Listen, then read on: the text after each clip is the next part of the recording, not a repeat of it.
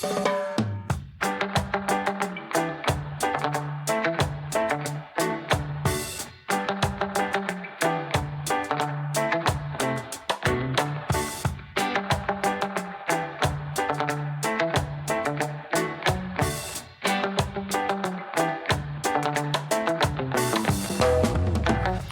RFM Studios, this is Radio Free Norfolk.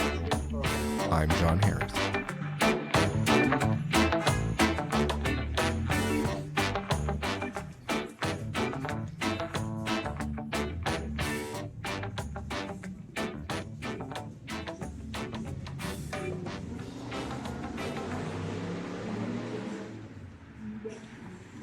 Simcoe is a happening place on a Thursday or Friday night. The foreign workers from Mexico and the Caribbean flood into the downtown on those 2 days. If you stand on the corner of Robinson and Colborne on one of these nights, you will see that the streets are transformed. Once the buses begin to arrive, food barrels, appliances, commercial and manufactured goods begin streaming out of local businesses. Lineups at the banks and the money transfer locations build as the farm workers send money to their families at home. It is estimated that 3,000 plus workers come to Norfolk, and the average remittance home is around $1,000. That equates to $30 million flowing through Simcoe's downtown core. And that isn't taking into account all the other revenue that migrant workers are spending into the local economy. From the local restaurants to the grocery stores to the small consignment shops and discount stores, the downtown packs out. Very quickly in the evening, you will find karaoke in the streets, music, and the general hustle of a vibrant international community. Now, Simcoe's core is not without its issues. It wasn't that long ago that the opioid crisis was clearly to be seen in the streets. Addiction, prostitution, crime were easily to be found, and these mounting concerns, amongst many other issues that were happening in the county, affected the outcome of the local municipal election, and a new council was voted in. Incumbents who had been in office for decades were suddenly replaced by new and largely inexperienced councillors. Even the local BIA underwent a process of renewal, with elections there being held for the first time in recent memory. Local law enforcement partnered with the community and increased the patrols and its enforcement. A number of drug busts began to take place.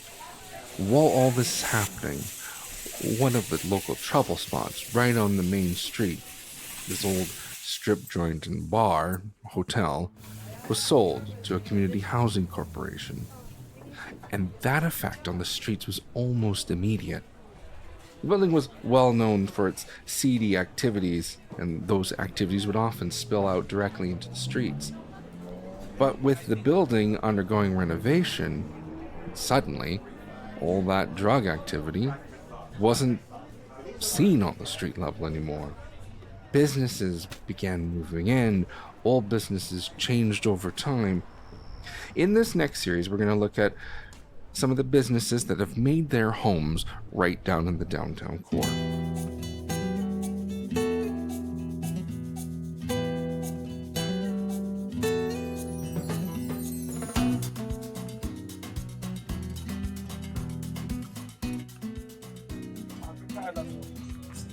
I head over to Mac's Discount Convenience. My friend and co-host, Dustin Wakeford, is one of the owners. On these 2 nights, the store is filled from front to back with Jamaican workers shopping for goods to send home to their families. I head to the back of the store and out through the door that leads to the office and head out back to the courtyard. We meet up with Dustin and we head on upstairs. You know, John, I was just thinking we should go over and visit Jeremy and Melinda over at Melinda's Enchanted Cottage and have a chat. One of the store owners around the corner is an old high school friend of his. So we pack up the gear and we hit the streets and we head on over to Peel Street. We wind our way through the crowds and head over to the shop.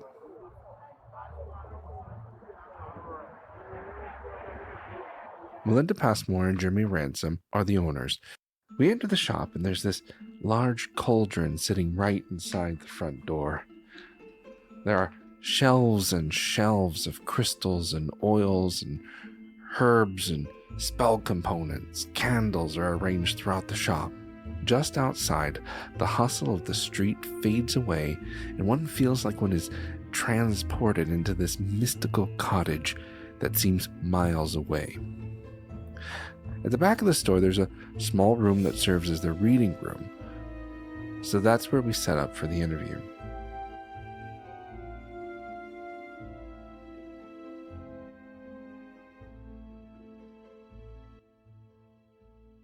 Melinda opened the shop in another location in the downtown in 2014. So we were open for about 6 months. And then we ended up separated and the shop closed down. We couldn't do it. I was a single mom with 3 kids and I didn't have the time, the money to keep going. So I met Jeremy at the Kent Street store. He was a customer.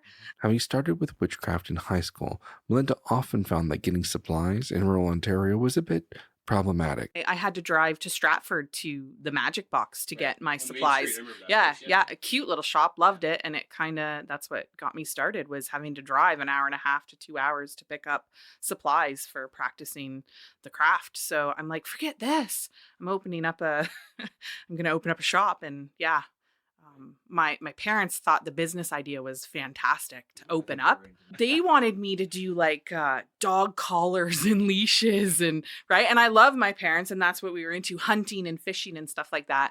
But I'm like, if I'm going to run a business, then I'm going to do what I know and what I like. So Stick to what you know. hence the witchcraft shop. Originally, Melinda was told that she shouldn't open a shop like hers in rural Ontario, that she might run into some opposition to the idea of witchcraft in such a conservative area. Quite the reverse was true, it appears. They come with a purpose of spell crafting or working magic or witchcraft for tools and things like that. So that's kind of what I love and enjoy. So they come visit me here in Simcoe.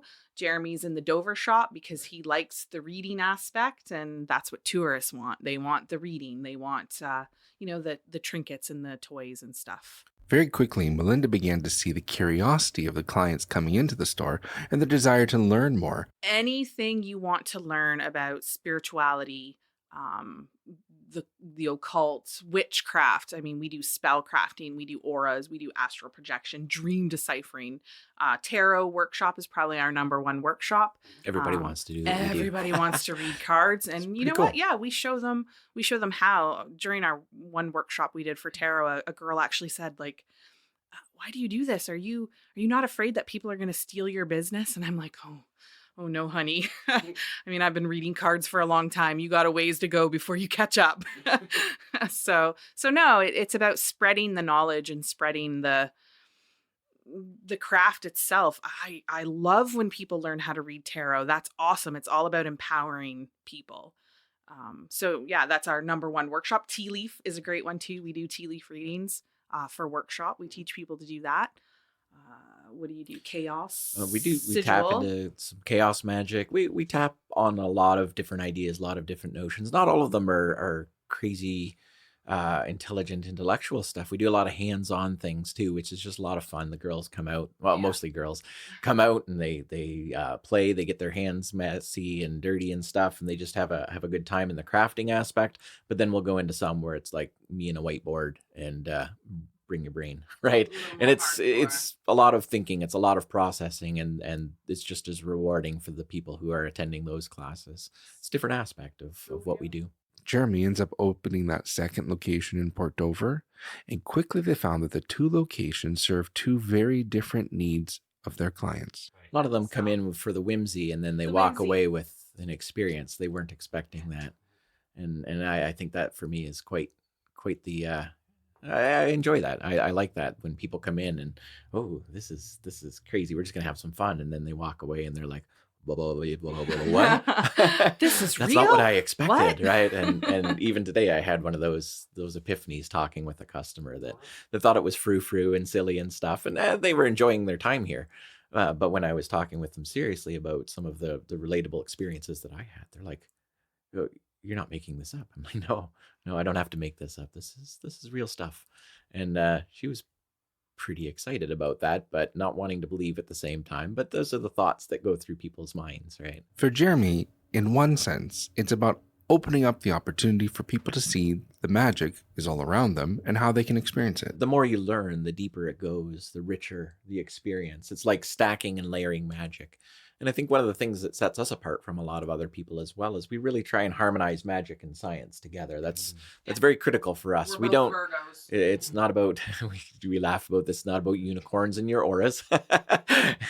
It's really about the science behind what makes it work and what we've known intuitively forever and ever and ever. If I have a headache, I can walk a couple doors over to the Norfolk Dairy Bar, or Dairy General Store rather, and I can pick up some aspirin. Right, that's there for me. Maybe a little higher price than if I bought it anywhere else, but I like them, so I'll buy it from them.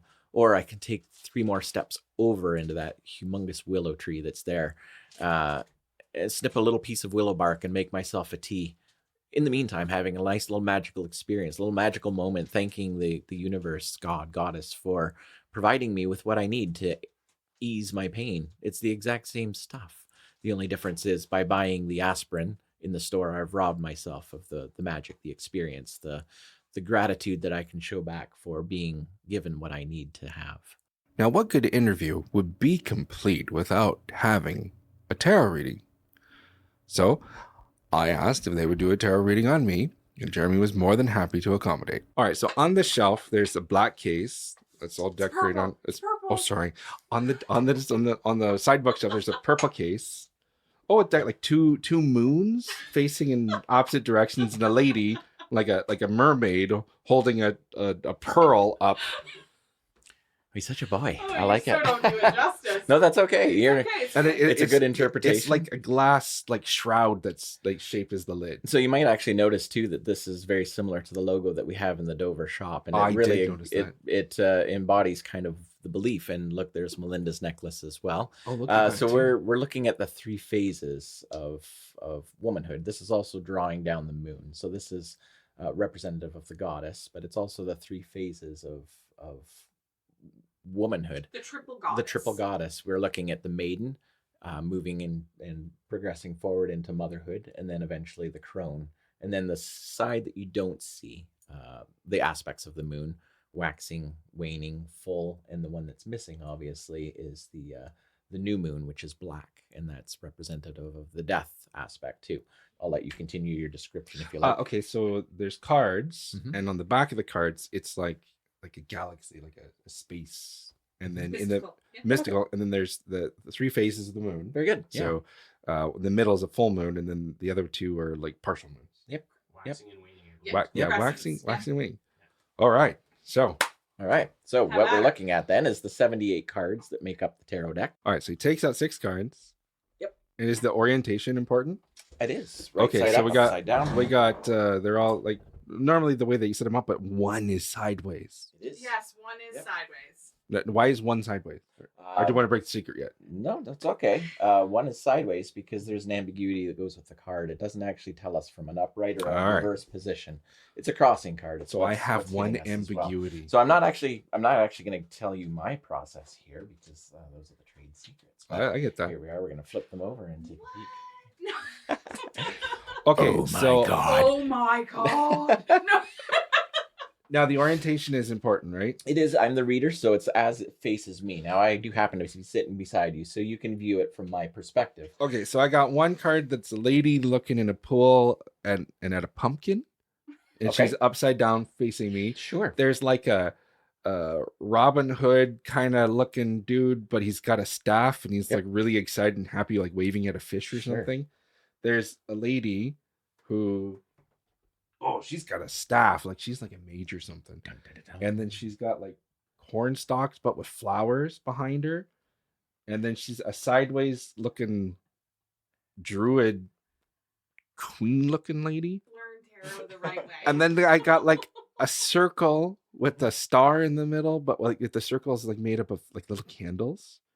And then an Pentagram, I think. upside down pretty lady standing in like pussy willows that are silver. Swords. There's swords. Oh, there's sword. So, Just across the table from me. yeah, So it's so across the table, you can't see. so it's a lady in a purple dress with swords all around her. And she's blindfolded, I think. Impression to speak it as it Say is. whatever you want. Fair enough. Yeah. So what I see here and what I would normally say for somebody is that something's a little off. I can see that something's a little off. You have some passion, some determination, some goals that are here, things that you're really wanting to fight for, but then some difficulty in making some choices and some decisions. And I think that where you're getting held back is from things that have happened in the past, choices that you've made, resistances to change, etc.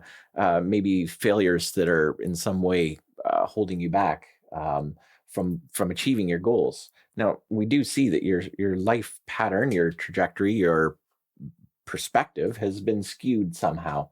We recognize most people live on a pattern 6 months to a year. That's not uncharacteristic.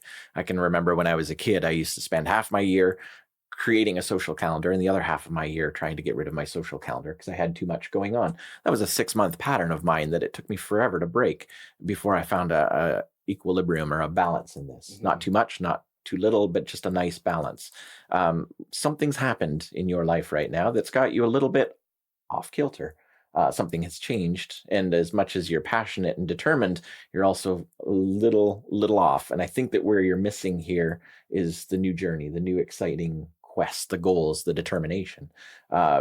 Face cards are a little challenging to read because we can look at them in a many number of ways, including actual people in your life as well. Mhm. So I wouldn't make the assumption that this is somebody in your life. I'm feeling like it's actually a dream or a goal. And because the Empress card is the one card here that I can't interpret right side up or upside down, it makes me wonder if you haven't had some sort of failure to launch or a death of a vision or a dream that hasn't quite taken off.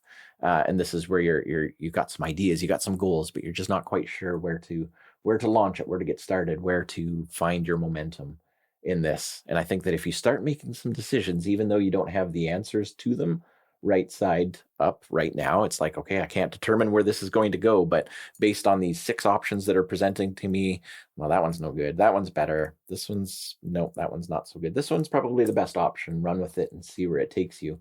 But on one hand, it's nice to know where we've come from, what we've accomplished, what we've done, but we can't be held back by that. We can't be limited by that. And I wouldn't base your decisions on emotions or on fears of failure or where you've come from. You have to look forward with a purpose and a determination. And I don't want to throw Melinda under the bus here too, but the first thing that I always think of when I see this card is Melinda's tendency. As much as she's visionary and looking forward, she has a tendency to look over her shoulder to see who's behind or what's happened or where we've come from. It's nice to get the perspective, but you can't run your race forward very well if you're looking into the past all the time, right? You're going to stumble, you're going to trip, you're going to make wrong choices, wrong decisions. And that might be where your wheel of the year, your cycle, your patterns have failed you in the past. And I would suggest that you probably bounce back and forth between, okay, positive action, forward momentum, and then you flounder for a little while. It was a remarkably accurate reading. Often in the consulting work that I do, you do have these projects that surge forward and go backwards and everything comes off the rails, or things go remarkably well. And you're constantly having to retool and readjust and try to figure out, what the new norm is. Now, we also asked if they could tell us some stories about other readings that they did in the store. This fellow comes and sits down. He's got this very cocky, defiant attitude. His arms are crossed, and his girlfriend's like, no, come on, we have to do this. It's going to be fun. And I'm like, oh, this one's going to be tough. And not because he was defiant, but because I already knew what the reading was going to be. And I'm like, okay, well, you got a couple of options. I mean, I don't mind when people sit in on the reading, but you want it just to be the two of us. And he's like, doesn't matter. I don't care. And it's just very, very not into this at all. And I'm like, okay, but I kind of think you might want it just to be about the two of us. Man to man. Man to man, just bro time here. And he's like, I don't even really believe in this stuff. So whatever you want to do is fine. And I'm like, okay, well, I can't just convince her to go and sit somewhere else without it being really weird now. So I'm like, well, okay. And I laid the cards, and sure enough, I was right. And I'm like, oh, shoot. All right, last chance, buddy. You know what? This might be something that you will just want to hear on your own. And he looks at the cards, and of course he doesn't recognize what they mean or anything. And he looks at me and he looks at her and he leans back with a smug look on his face and says, do your worst. I'm like, well, one of us has to tell her you're cheating on her. How is this going to go down? And I'm like, oh, I'm going to get punched.